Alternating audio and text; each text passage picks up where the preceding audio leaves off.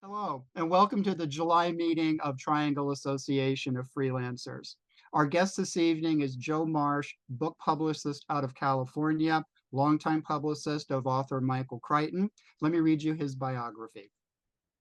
Joe Marich is founder and president of Marich Media, with an emphasis in literary, entertainment, and consumer product media relations and marketing. Marich has worked in public relations for more than 30 years, planning and executing local, national, and international campaigns for clients in those industries.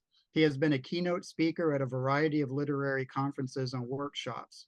Representing author, director, producer Michael Crichton for over 16 years until his untimely death in November 2008, Marich coordinated global media tours, personal appearances, and interviews for Dr. Crichton. In addition, Marich has launched over 800 fiction and nonfiction books for various other authors over his career. Folks, let's welcome Joe Marich. Joe, thank Thank you you, so much. everybody. Great to Thank have you. you. Joe, I'm going to turn this over to you. Um, Tell us a little bit about what book publicists do. Okay. First of all, I'm going to start that many authors think once they type the end on their book and they finish it and they turn it in, they're kind of done. And I always explain that that's kind of a new beginning because people have to know about the book. It's great that you wrote it. It's great that it's finished and you've finally, done whatever you need to do with it. But if people don't know about it, then you've kind of written a book in a vacuum, and that's fine. But I mean, it seems to me authors genuinely want to share their story that they've written with as many people as possible. Uh, and I also break down. I want to explain a little bit before I really get into this that there's three different types of writers. There are writers that are just learning the craft. They're cutting their teeth and figuring things out and making mistakes and learning from those mistakes and kind of moving on. Then there is the author that's just writing for fun. There's a lot of people that write as a stress reliever or just as a creative outlet. It's kind of like people who paint. Sometimes it's a painting for someone, and sometimes they're just painting just to paint because they love it. And then the third type is kind of a combination of the two, but there are authors that really want to publish, whether it's self-publish or get a small publishing house or a big publishing house. So that's a lot of this is going to be kind of geared for that third type of writer that is genuinely interested. Maybe not this minute, maybe but sometime soon they're going to be wanting to either self-publish it via Amazon or try to get a book deal. So a lot of the stuff, that's what it's going to be geared to. That's the people who are this is going to be geared toward. That doesn't mean that the other two kinds of writers won't find some of this stuff interesting, because I think it can spark some thought. So that I just kind of want to get out of the way. I like to start with, over time with all of the clients, there's been sort of 10 common questions that authors have not really thought about enough when they're in the writing process. And so I'm going to go over 10 of these that are fairly common. And if any of you have just joined, by the way, I have things popping up all over my screen. I don't know what's going on. So if I keep looking and get distracted, something's coming at me on my screen. For those of you that just joined, I've already written these down. I have this, and I'm going to give it to Don, and Don will disseminate it. So don't feel like you have to be scribbling notes during this whole thing. And so the first thing, some of these are going to sound really brutal. You please understand, I love writers. I love every kind of writer. I love you all. I appreciate you all. I respect you all. So some of these are going to be kind of tough love questions that if you take them in and honestly try to think about them, I swear they will help you down the road. The first question is the story you want to write really, truly, honestly a story worth telling? Can you explain clearly why you think so? Can you justify your book? And if it's a nonfiction book, I don't know how many of you are fiction versus nonfiction, but if it's a nonfiction book, is this new information being told in a new way that is useful? That's for nonfiction. But for fiction, is this story a story worth telling? And you have to ask yourself, can I justify this? I think this story is a great story that a lot of people will like because dot dot dot. Fill in the blank. Um, there a lot of times, if you think about this question, um, especially when you're in the outlining stage of your book. And by the way, uh, agents, publishers, PR people, we can usually tell within 30 pages whether you've outlined or not, just so you know, just a little helpful tidbit. So if you think about this, is this the story I want to tell? Is this a story that needs telling? That doesn't mean you wrote a crummy book if you can't figure out that answer, but at least it gets you when you're starting to write this, or even if you're halfway through it, it helps you sort of focus in on what you're actually trying to say, how you're trying to say it, and what impact you're trying to make on the reader. So, really taking a look at your book honestly, because once you've written the book or once you've started the outline, you kind of have to wear two hats. One is the writer's hat, and one is sort of the CEO of your own mini corporation as a writer. Your book is a product ultimately. So you kind of have to keep flipping back and forth as the writer, as you're doing the creative part of this, and then stepping back and going, is this going to be you? Is this going to be of interest to, a large group of people? So that's one thing. And well, two, with the nonfiction thing. um, why should anybody care about your book? It's a little bit different than the first part. What makes it different? Is it set in a really cool time period? Is it set in a fun location? Are the characters interesting? Are they, quirky? Is it funny? Is it, what kind of differentiates your book from other books in that same genre? Kind of your competitors. Uh, And by the way, these don't have to be major things like you're reinventing the wheel, because you're not. I mean, there's what, boy meets girl, boy loses girl, boy gets girl. I mean, there's a limited number of sort of plot lines, um, but just a little bit, because later on, when it comes to the PR thing, I'm going to pull what makes your book special out, and that I'm going to build a whole press release around that. That's what makes you different than another author's story. So thinking about that is going to help you down the road.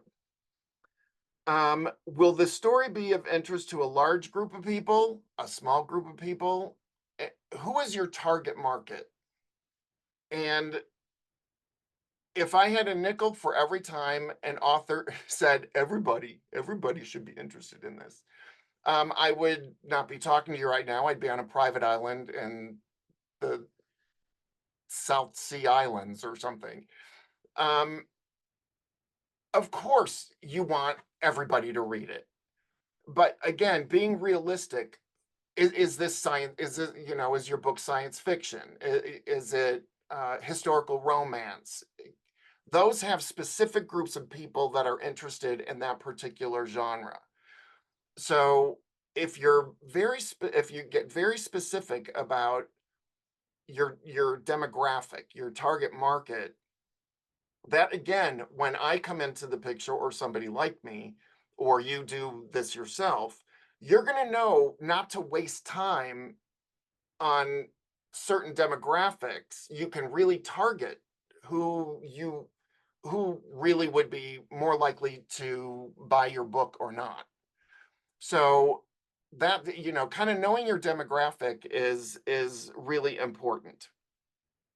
Um, Another thing, this kind of freaks people out sometimes, but if I get you 5 minute segment on the Today Show or Good Morning America or Good Morning Raleigh, um, what are you going to talk about? You can't just, when you get interviewed about your book, it's not, I wrote this really great book and it's really good and everybody is going to really like it. You have to have some sort of tie-in, some sort of something to talk about with it. And I'll get into some examples a little bit later. But think about it. I mean, and by the way, sit in front of a mirror and interview yourself. Really go, how would I answer that?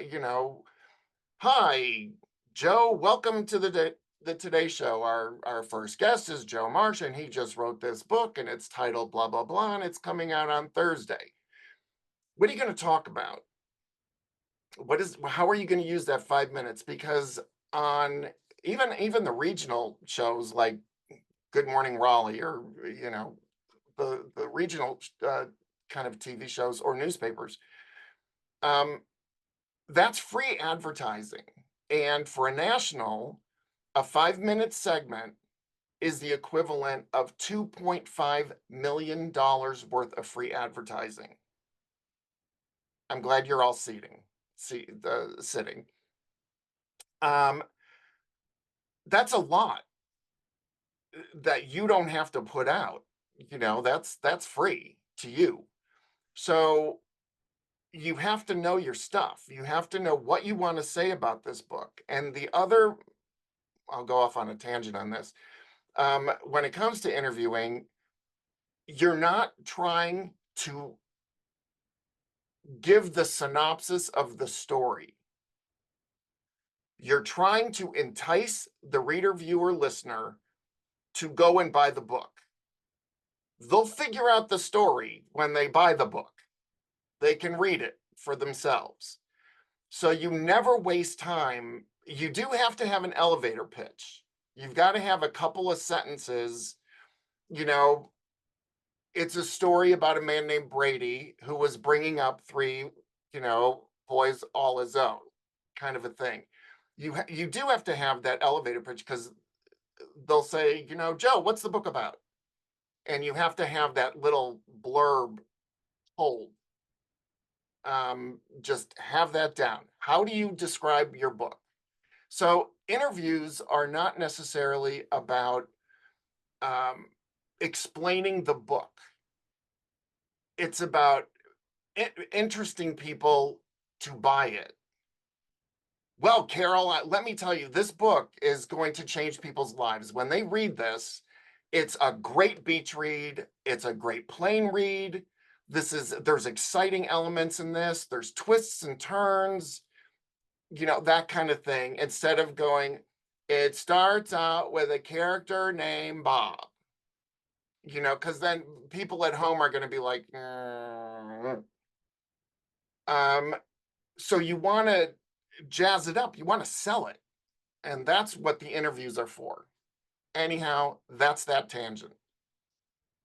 Coming back, which ties into what I was just talking about. Is there an overarching theme to the story? If you can really nail clearly what the theme is, the thematic element of your book, that's also going to help me down the road because, again, I'm going to be writing press materials based on that theme.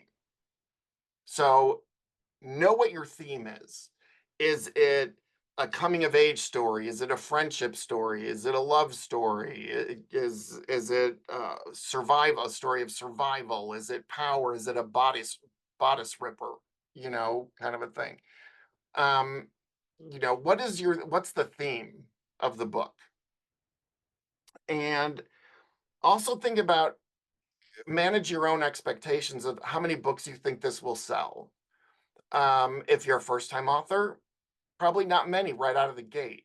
But what you're doing is you're laying your foundation for book sales, your next book, and then you keep building on your backlist, kind of a thing. So your first book, maybe you only sell 500 copies, but your next book, you'll sell 5,000 because there's a lot of people that wait to make if there's just one book from an author. A lot of people will just wait until there's 2 or 3 books if it's a series kind of a thing because they just gorge it. They just read all 3 books in a row. They don't want to wait another year, for the next book to come around. So manage kind of your expectations and also a budget. Do you have a budget for somebody like me, or do you have a smaller budget for maybe some advertising? How much money are you going to invest in yourself in the launch of your book, and kind of have that in your head. And the big one right now, which I hate, do you have a social media presence? Are you on X? Are you on Instagram? Are you on Facebook? Or do you have your own website? If you're in the early process of writing your book, the earlier you can get that moving, the better. Because a lot of times when I contact media people, the first question is, how many followers do they have? Because they want you to link to their site just like they're going to link to yours. They want to expand their readers, viewers, listenerships. So that's a question. And if you only have 3 people, following you, they're going to be a little hesitant about having you on the show. Again, remember, they're giving you free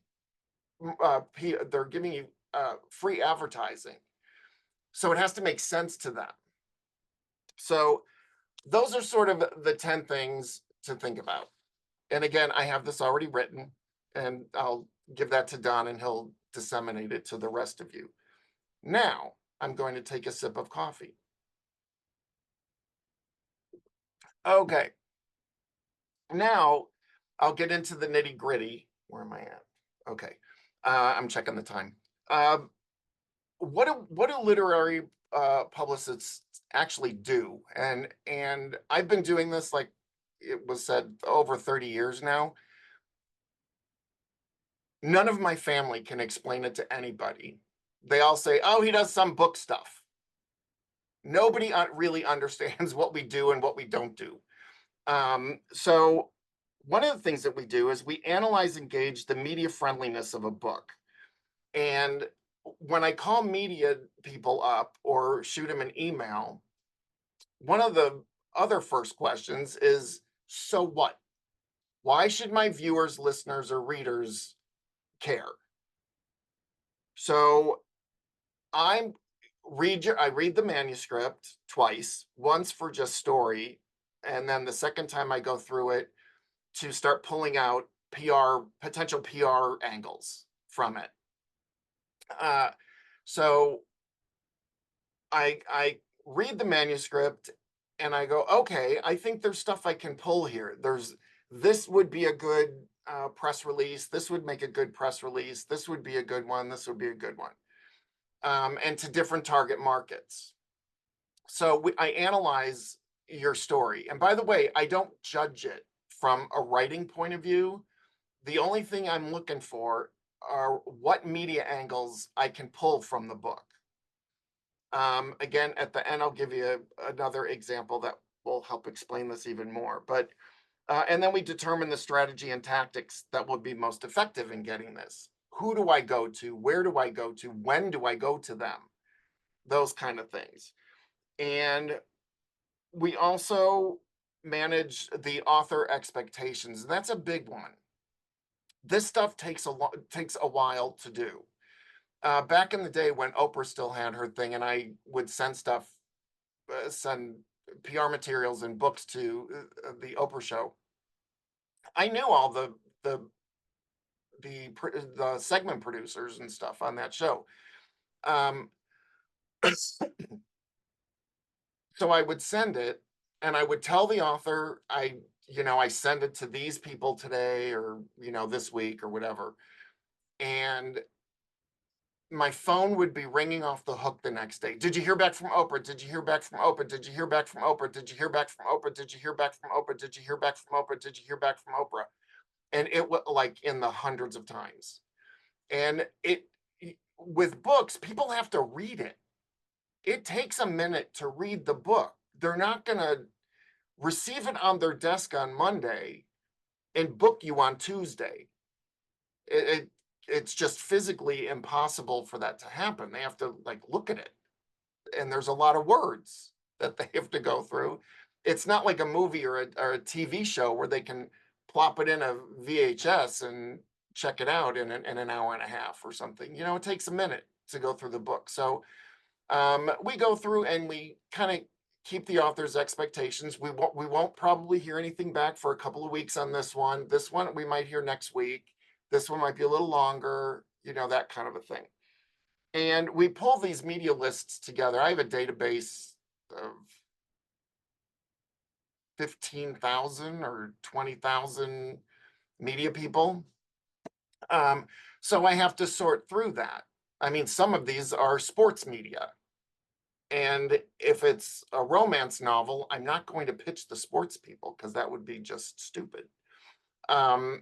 So we've got to sort through the lists and get that all organized and update all of those. We write and create the collateral materials. That includes all the press releases, your bio, sample questions, synopsis of the book, artwork, headshot, jacket art. We pull all those things together to put the press kit together. We write and do all those things. We adapt the story angles. Sometimes there's uh, a, the women's media market, let's say for a romance novel, they're a likely group of media people that would be interested in this. So we change and target whatever the lead paragraph is all about, the story angle, depending on the different markets. And sometimes there's a difference between newspaper, magazines, print media with uh, electronic media, radio, TV, podcasts, that kind of thing. The angle has to be a little bit different because the information is getting disseminated in a different way. So we do that. I could go off on that, but I'm watching my time here. We follow up with the media. We report back to you guys as to who we've sent it to, what responses we're getting, that kind of thing. We keep you in the loop. And sometimes we arrange public speaking or book signings. Book signings have become a little less popular over the last few years. First of all, there's less brick and mortar bookstores that will do this. And if you're going to do a book signing, if you don't think you can move about 50 books, unless you're doing it for your church group or for, whatever, this group, your own writing group kind of a thing, that's something different. But to try to set up speaking engagements and all that stuff, it's a ton of work. And the thing is, I can be sending out things where I can, through the media outlet, I can get to 3,000 people as opposed to 20, and it'll take me the same time. So actually, it'll take me less time to do it through the media as opposed to arranging a book signing. Do they have the table that they need? Do we need a poster for this? Do I have to send them all this stuff? What day is it going to work for them? Oh, not that day, it's this day. And the emails and calls take forever to arrange that. So we can talk about it, but you're going to have to really convince me that it's worth your money and my time. Where can my time be best spent? So, and we also media train, by the way. That's something that's really important. A lot of first-time authors in particular get very, very nervous with public speaking, or when the red light comes on camera two, when you're in a studio, they tend to go. So we never send anybody to twist in the wind. We go through the most likely questions that you're going to get asked, how long the segment's going to be, what types of things you can talk about or not talk about. So we train you into that, and that's part of the fee. That's part of what you pay for.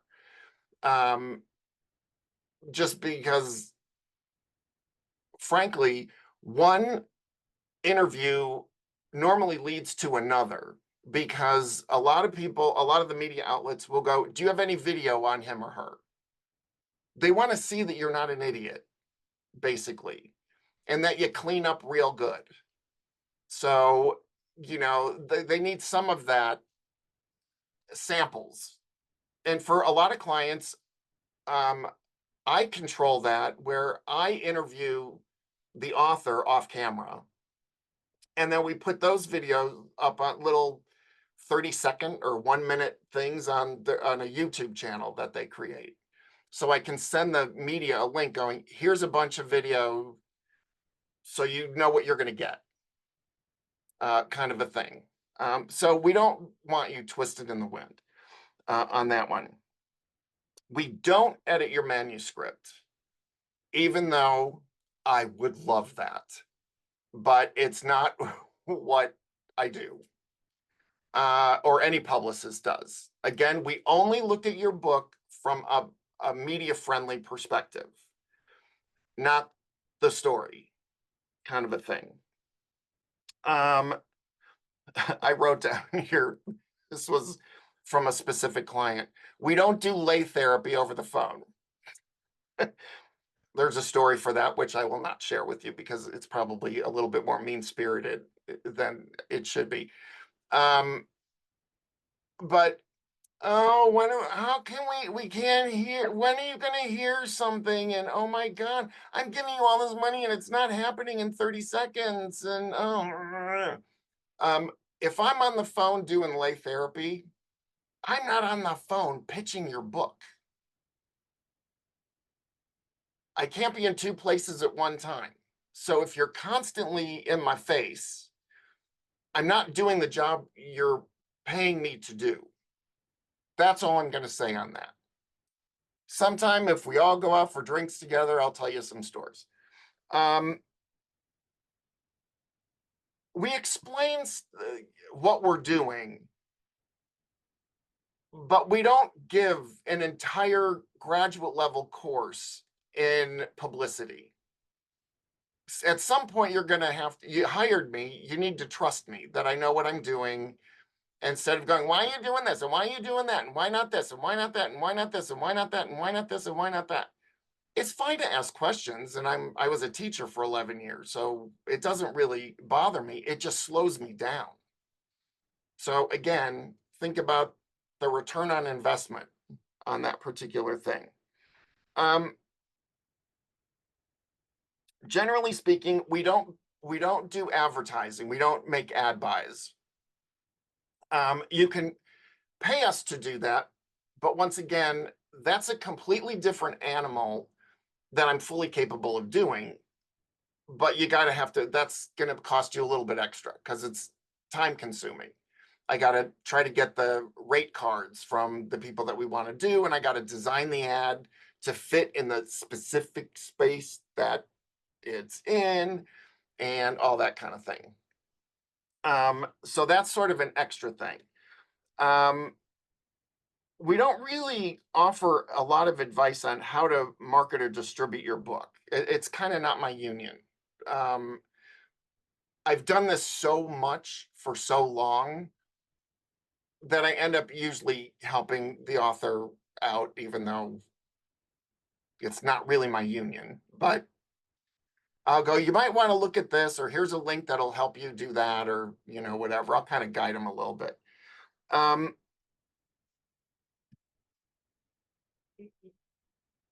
no.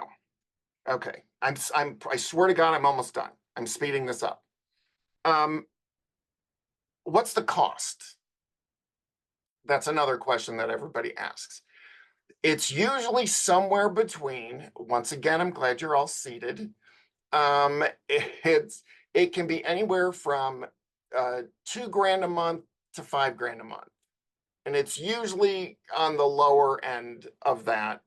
When you get into the 4,500 or 5,000 a month, that's a huge national campaign where there's special events involved, and the more time that it's going to take to do what we want to do, the more you're going to pay. So if it's just kind of your basic launch, um, letting the world know that your book has been birthed, you're looking at 2,500 a month, maybe $3,000 a month. And if you amortize that 500 a week to put a ton of hours into all this and create all the materials, pull all the lists together, do the follow-up. Like for most clients, I contact probably about somewhere on average, about 3,000 media outlets. That's a lot. So when, y'all are having your heart attacks or clutching your pearls about the cost, it's time consuming. It takes a lot of time to do this. And figuring out the angles, and, there's times I spend hours trying to get the right media angle, nailed down. There's times I've gone through like 20 drafts just because I'm like, oh, no, I don't like that one. Let me see if I can get something better, more punchy, more this, more that. So it really does take a lot of time to do this. And usually the minimum would be like a couple of months. You have to give media people lose the email all the time. They can't find it. Can you resend it? All that kind of stuff.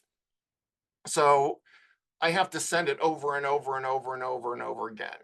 Going, Bob, stop losing this. Read it. I help, by the way, is everybody like bored to tears, or is this interesting? This is great stuff, Joe. How many are bored? Raise your We appreciate you pulling the curtain back what for I need us. right now. Exactly what I need. So go right Okay. ahead, please. Okay, as I long wish as I knew everybody's this sort of in- engaged, I'm okay. I wish I knew this. in How, 2010. the length is anywhere from 2 to 4 months. You need to hire somebody or start working on your own at least 4 to 6 weeks before the launch date, because a lot of media outlets, once the book is out there, they consider it old news. They want to say a book that's coming out in 3 days. The media outlets want to be on the cutting edge of this launch. They don't want to say, oh, we're having Joe Marich, author Joe Marich on. His book came out, 3 years ago.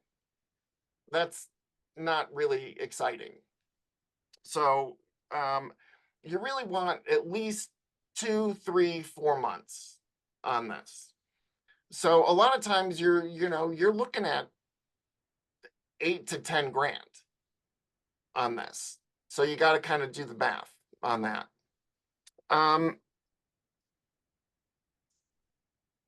you also need to be able to explain to a publicist what your goals are. What are your expectations? What are you trying to accomplish? What is good to you? Like I had these two guys, they were shrinks, which other than lawyers are probably the most difficult kinds of people to deal with. Because they're crazier than regular people. But they were first-time authors, they were self-publishing, and they said, our goal is to be on the New York Times bestseller list. And I said, well, you won't be. Why? What do we pay? I said, the New York Times does not include self-published books on their bestseller lists. That's bullshit. Oops, sorry. That's ridiculous. And I said, I don't make the rules. I mean, it's really important for clients, and I go through this like 5 times before I sign a contract with anybody. I do not, nor does any publicist, control the media. Repeating, I do not control the media. I can't force media people to write a review of your book or to have you on the show for an interview. Hopefully what I write is exciting and enticing enough that their interest will be piqued and they will do one of those two things. But for example, if I had a client that was supposed to be on the Today Show last week when Biden announced he was going to not continue his run for re-election, that's a huge news story. You're going to get bumped. That's a big thing. Or the wildfires out in California, or somebody getting shot, or whatever. I don't control that. And I've had many clients get mad at me because I had them booked on something and then a major news event happened and they got bumped. And they're screaming at me. And I'm like, by the time this news cycle is over with whatever this big news story is, your book is already will have been out for weeks. They're not going to come back and offer you another slot. Sometimes if you don't get it, you don't get it, and you got to move on. Why? Because I don't control the media. I wish I did, by the way, but I don't. And you can talk about your willingness to travel. Maybe you're only going to travel. They don't, by the way, they don't pay for you to travel. Those days are long gone with budget cuts. So how far are you willing to travel? I had one client when I was still in LA. She said, you know what? A 5-hour drive. Like, take a compass, or not, what do you call it? A thing where you go like this and you make a circle with a pencil in it. That's not a protractor. No, what is that? I think that's a compass. I thought a compass was north, south, east, west. But okay, whatever, that thing. Like you used to have in grammar school. Protractor. Protractor. Okay, I thought it was that, but I thought the protractor was the hard thing that was just a half circle. Anyhow, she said, take one of those, stick the one point in LA, go like this, and that's where I'll travel. She was willing to drive 2 or 3 hours, like to San Diego or San Francisco or, whatever. So kind of have also in your head what you're willing to do travel-wise. By the way, if you get on the Today Show or Good Morning America, your butt better be on an airplane seat in a heartbeat, because you would be an idiot if you do that, if they wanted you in studio. Luckily, with COVID, not everybody, many electronic media outlets are the Zoom. So travel has become less of an issue because we couldn't for a couple of years.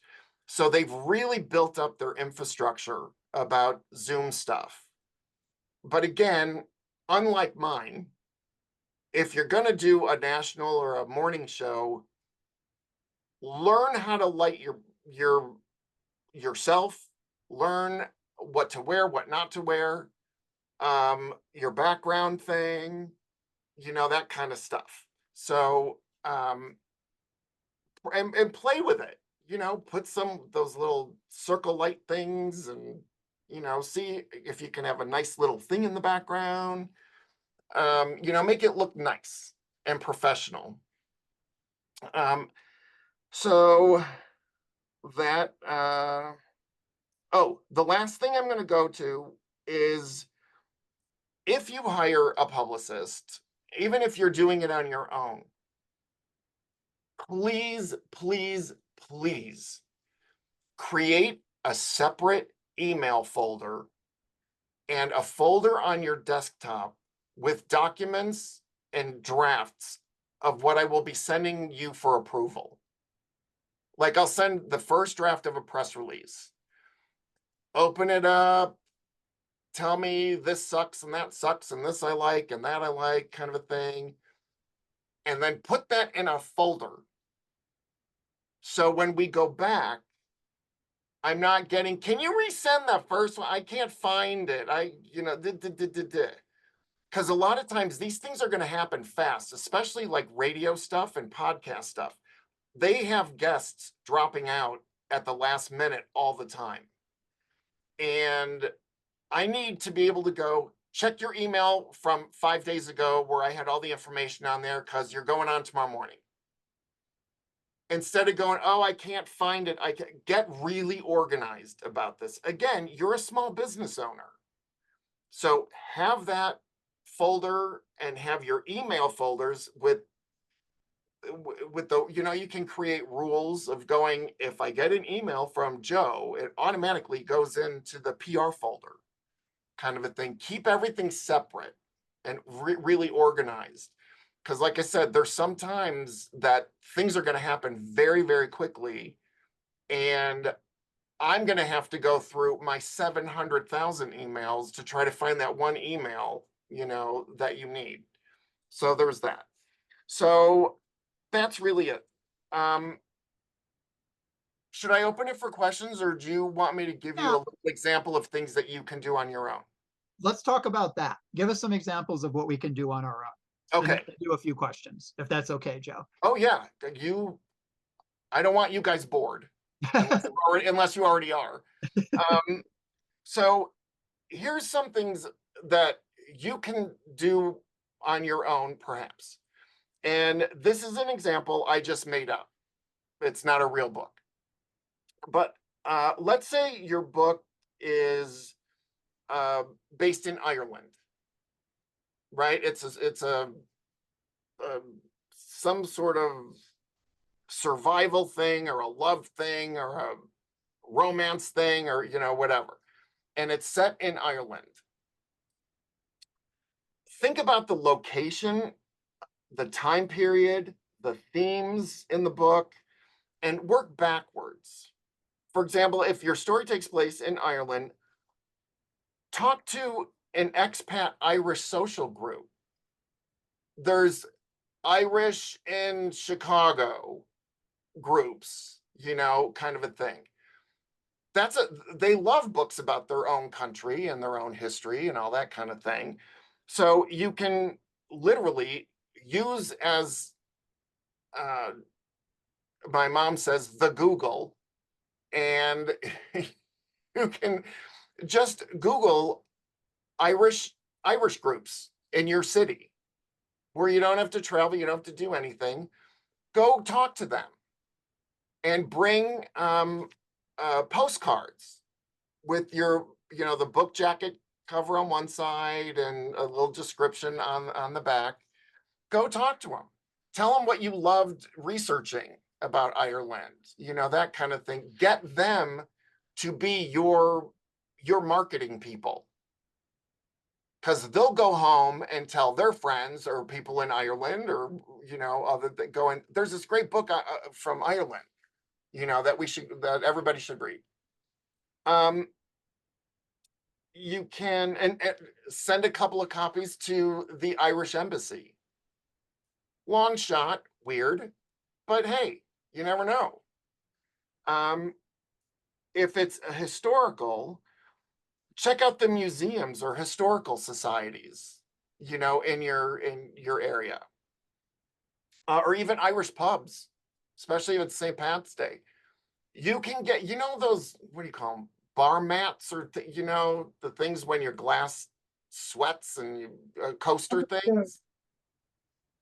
Put your jacket art on it and go here, Irish pub.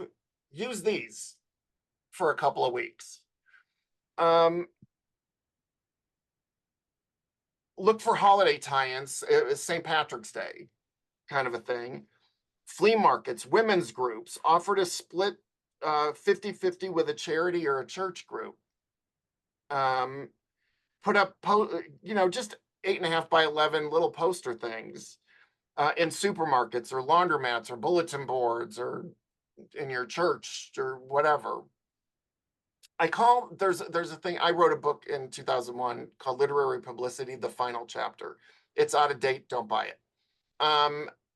But there's one section in there, I talk about big buildings. Big buildings are your friends.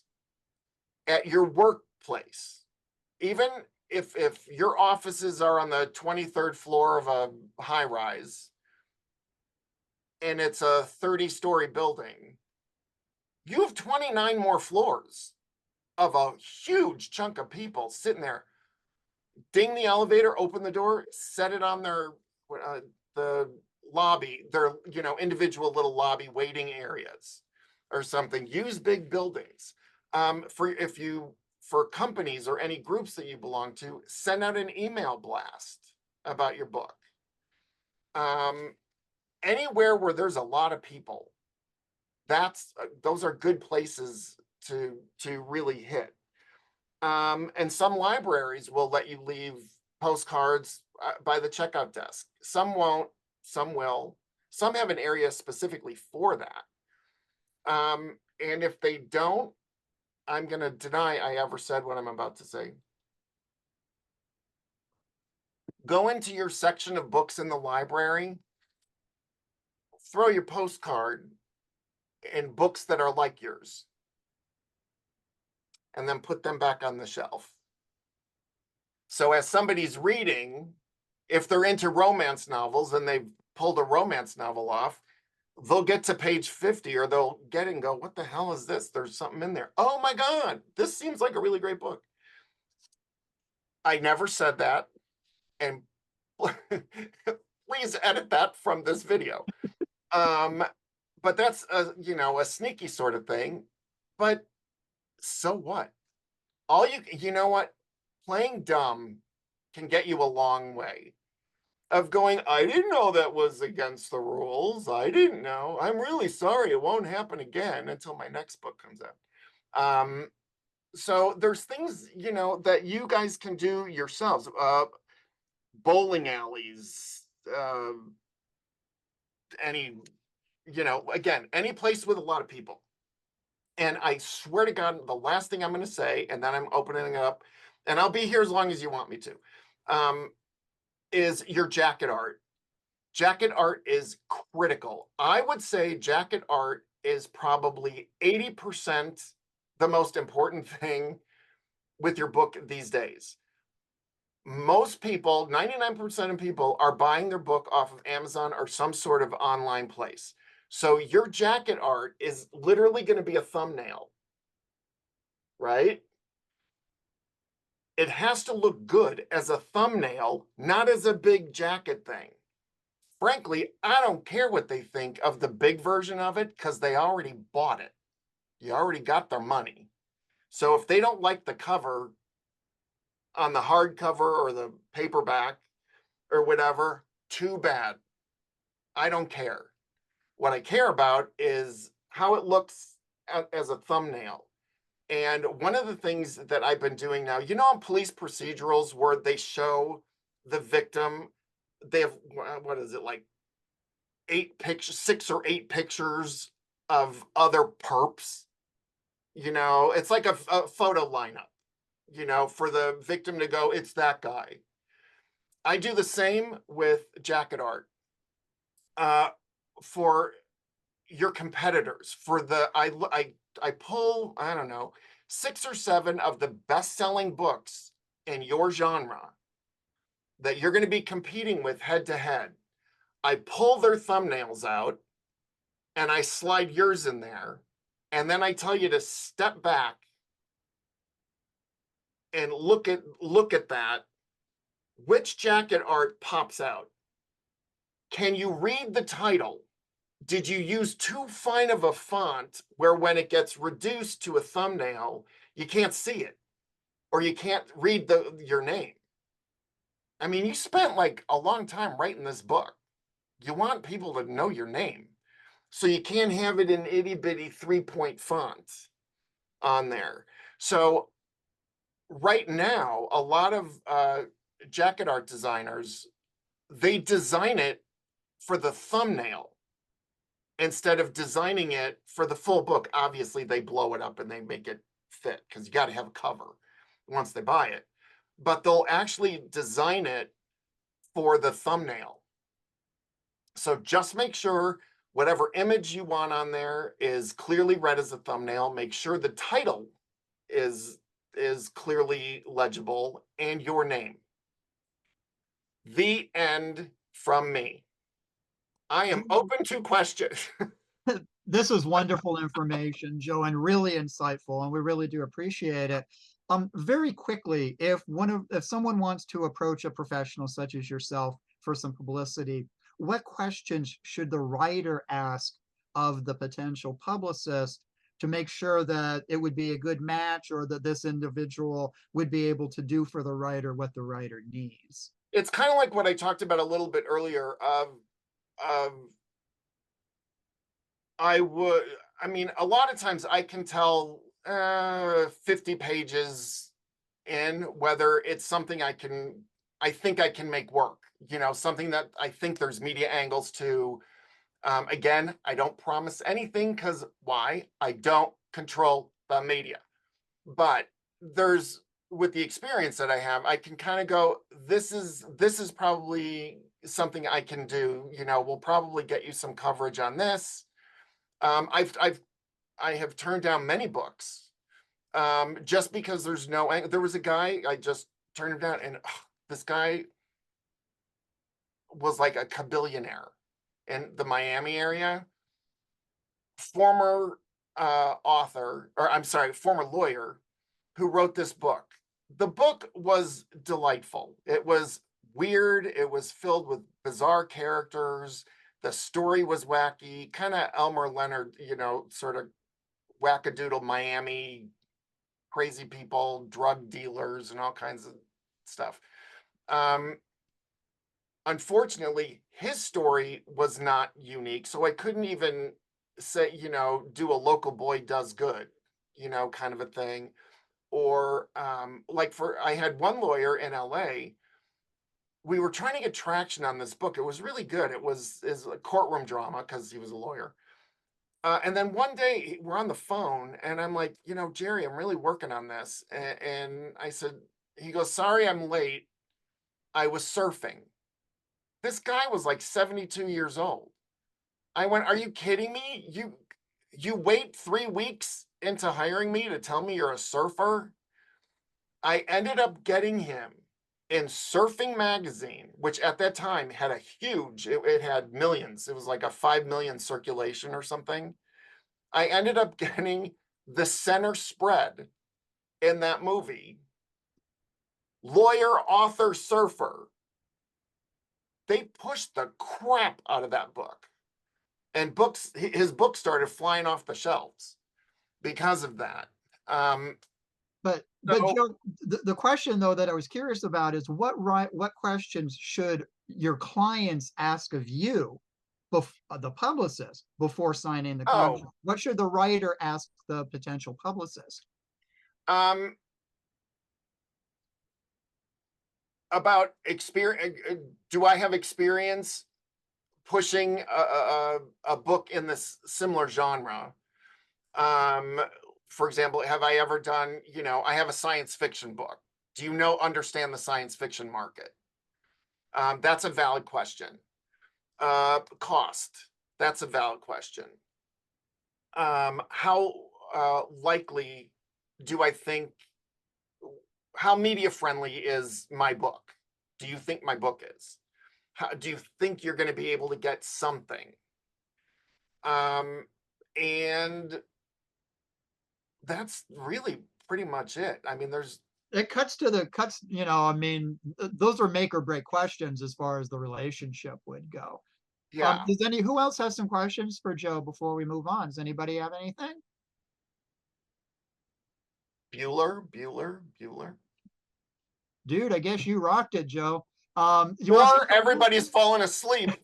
no, wait, Megan. I have I've got one. one if no, oh, go ahead, sorry. Yep, Megan, we'll do you first. So I'm curious about your opinion of this when an author is in an interview setting and says something about a book that could draw viewership or draw readers, but then ends up not really tying in. I just read a book where a quote from the author made me pick it up. And then I was like, this has nothing to do with that. Why did she say this? Yeah. And it kind of turned me off the author. So as a publicist, what is your reaction in that situation? Do you damage control or you let it run? Because I bought the book, so First of all, I consider that bait and switch. And if you do that to too many, if you do it too often to too many media people, they'll bury you. yeah.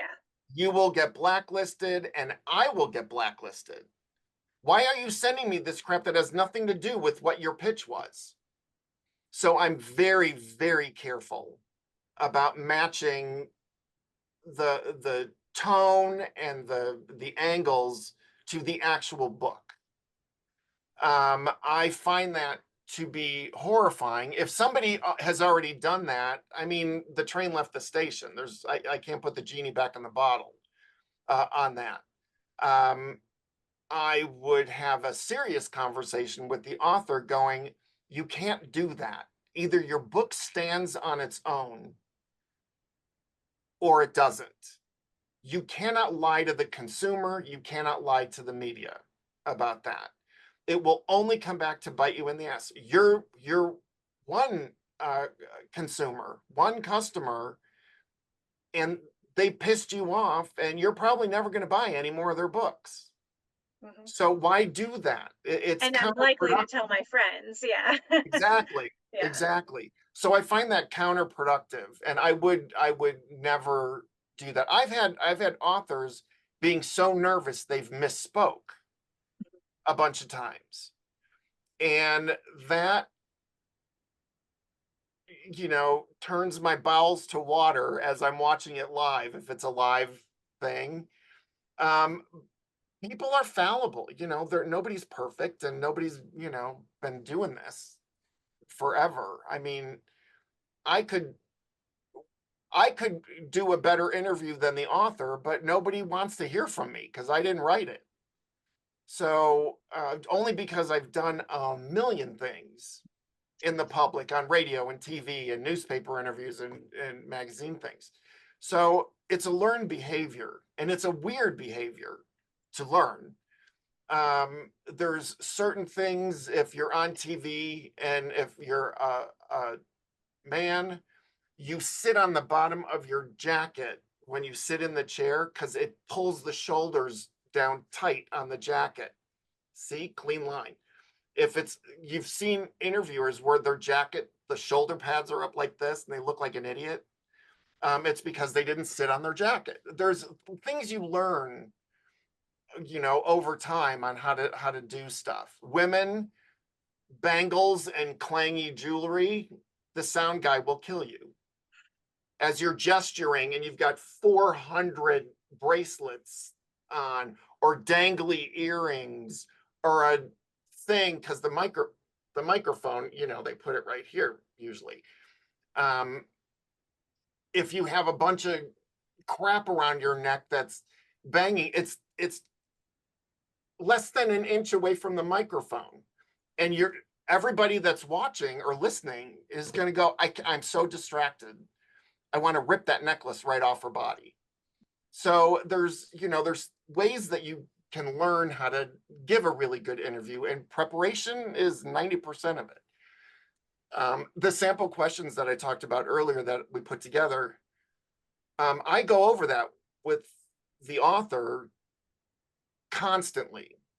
And if I haven't done it in a week or 10 days, we do it again. And I need that to be boom, where you're looking right into the camera and you're, going boom, boom, boom, boom. This is my answer. This is my answer. This is my answer. This is my answer. And you look professional, you look calm, you look smart, all that kind of thing.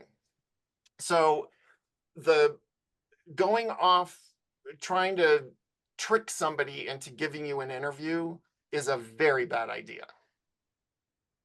Any other questions? That for was a Joe? long answer to the question, sorry. Anyone else? I just was going to add that it helps to grow up in a family where your father was a director. My dad helped me with all my projects in school, and that's where I excelled. I was a shy as hell kid, but because my dad taught theater arts and directing, he helped me with all of those projects and taught me how to do that. So I've done a few And things. you're a step ahead. Oh my God, a professional, because I know what to do. Yeah, My father. So those things really help through backgrounds like that. they really are. It really helps. Yeah. Bye, Mike. Mike's got things to do. uh, Joe, if you want to hang with us for a couple extra minutes, this is the part where we all talk about our good news. Good. Monthly thing here where we just share our sales or anything else that we have to brag about. I'll go first. I'm really happy to announce the other that- thing too, sorry, one last thing. If Yeah. anybody wants to practice their elevator pitch and have me say what I think, media friendliness of their book, I'm more than happy to stay on for a minute after this, staying on after a couple of minutes. So That'd be great. Because I had another question, but my Oh. video and audio is going crazy tonight. No, go ahead. I don't if even you have have a the camera question now- on because you guys are glitching, so I'm glad this is recorded. Okay, good. So I have 6 books out in a series, a 7th one coming out. Haven't gotten the traction anywhere near what I want. Is a 7th and final book in a series a good time to engage a publicist, or should I start on book 1 on the next series? No. Okay. sell those back lists. You want to sell the other 6 books. Yes, I absolutely do. Yeah, no. This is the big finale. Before you read the big finale, I mean, we can talk about that, but before you read the big finale, learn how it all began. That's a great thank you, because one of the characters that's been throughout the series, you don't know much about his background at all, and you finally get it in this last book. So that's a great selling point. Is it what genre are we talking about? Mystery. It's Okay. murder mystery. 21st century, or is it set in a different time? No, it's 21st century. Where's it where are the stories located? Primarily in Raleigh, North Carolina, but the characters travel a little bit. So like they've been to Miami. You were talking about Miami a minute ago. See, that gives me another market to pitch, because the characters go to Miami. So I can tell the media people that part of the book is set in Miami. Perfect. I love that. Okay. The final one is not going to be, but 2 of the others and earlier have been. Yeah, this is sort of on our initial phone conversation.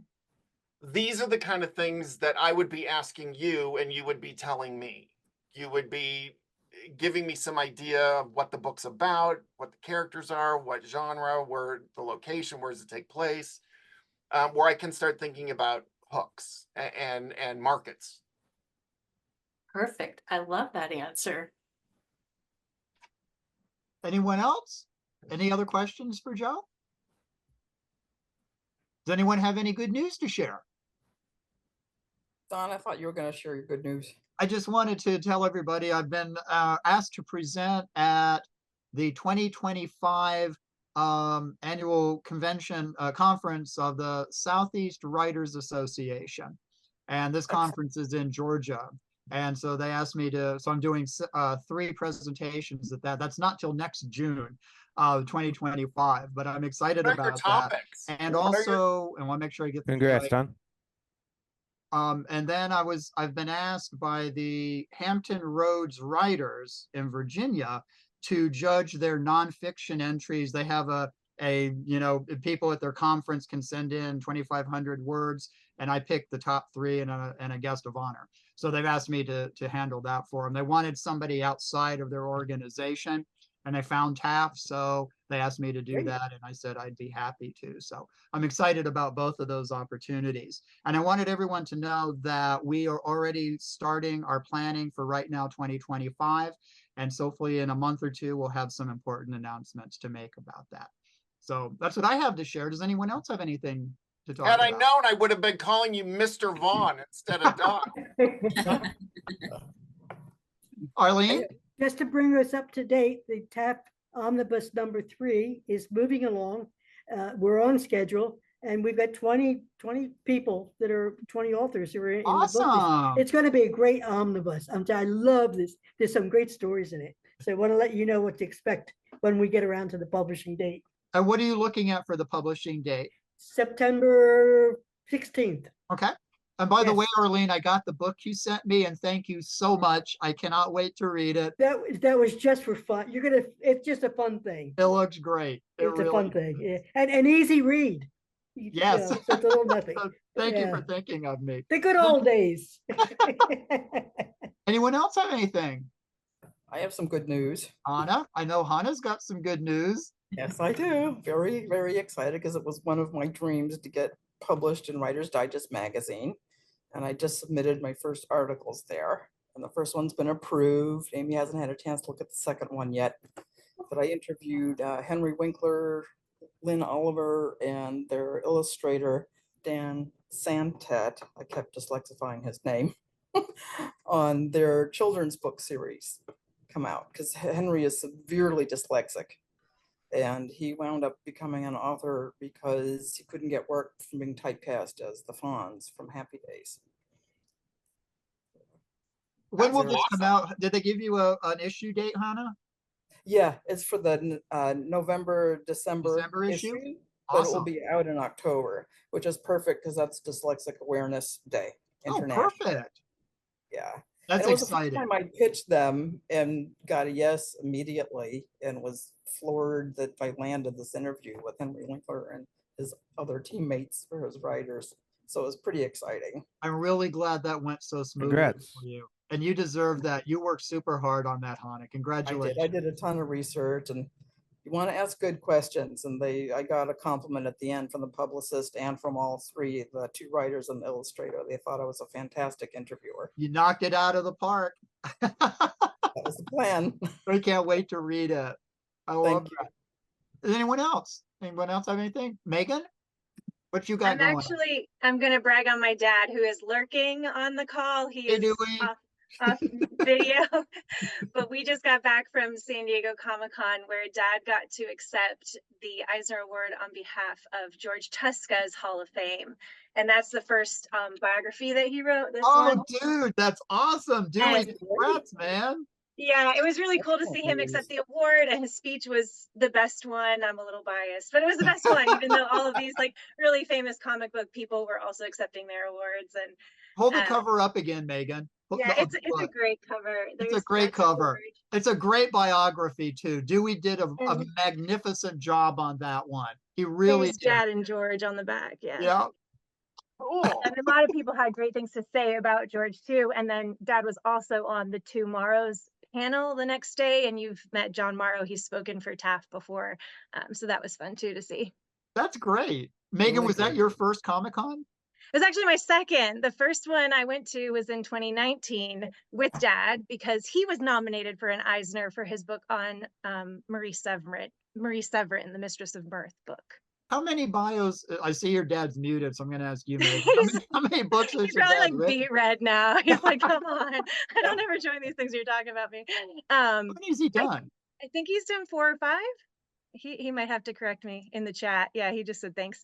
I know he has Herb Trimpe, George Tuska, Marie Severin, and I think there's one more I'm forgetting. Who am I forgetting, Dad? I think there was another one. Yeah, I feel like there were 4. Yeah, but when it comes to comic book creator bios, Dewey Cassell is the best there is. Mike Grell. Yeah, that's the last one. That's Yes. it, Mike Grell, that's it. That's Yeah. the one with the hand on the cover. But like you said, Congr- that's a good thumbnail. You got a Yeah, hand drawing there something. you It's a Marcus go. book, you know? Dewey, congrats for all of that. Seriously, that's wonderful news. Anyone else? Maya? Yeah, I am one step closer to publishing a journal that I put together. And the journal name is simple enough. It's called What Should I Write About Today? And it's just basically 30 ideas, one journal entry per day for a month, with writing prompts. I love it. So yeah, I've sent it off to Amazon KDP and they've given me the green light. It's like, okay, we're going to publish it. So now I'm just waiting for them to actually make it readily available on Amazon. Make sure you let us know when it is so we can all buy it. All right, I thanks. love that. That's awesome. I just delivered a article to Writer's Digest called The ABCs of Freelance Success, being art, business, and craft. And it's one of the few articles I wrote to the headline. I pitched it based exclusively on the title of the article, and it had nothing behind that, but I thought I can make this work. And they said yes, and I sat down and I was like, now I got to write this article. And I wrote it to the headline, and it came out great. I was so happy with it. Excellent. That's where Don and I are totally different. I never get the title till I'm done with the article. I have to do I Seriously? do the title first. Yeah. I have to have the headline. If I don't have the headline, I can't. Yeah. It keeps, the inverted pyramid, most important, Mhm. least important. It Yeah. keeps me really focused. And once I have So the I like the headline, and then if I like have to have the lead, headline. everything comes in great. I have written, Joe, I have only come up, titles are not my strong suit. I've only come up with 2 great titles for an article in the course of my career. But one of them that I'm super proud of was an essay about working as an usher in the old movie palace as a teenager in my hometown when I was a kid.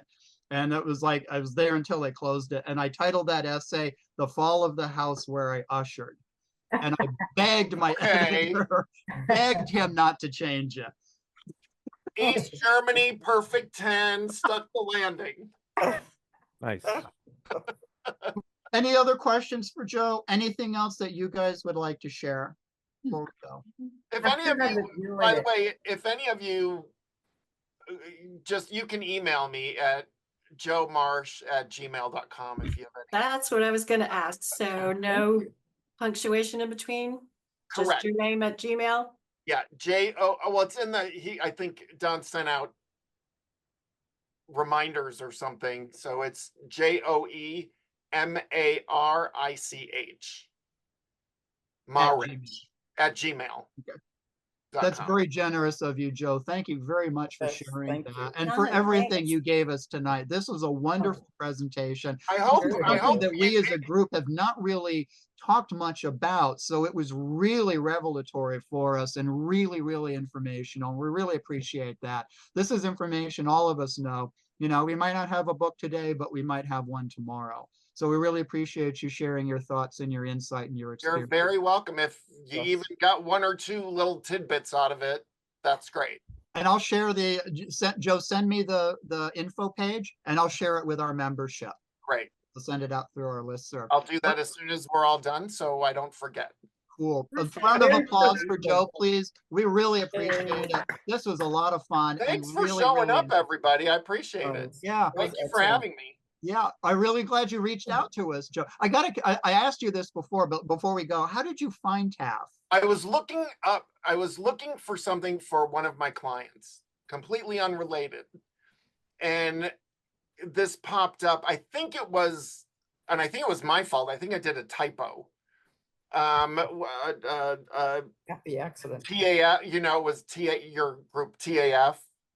And I think I did something weird. It came up and I started, how on the Google, it has a little description on there. And I was like, oh, these guys seem like they'd be fun. I'm going to just see if they want to hear me babble.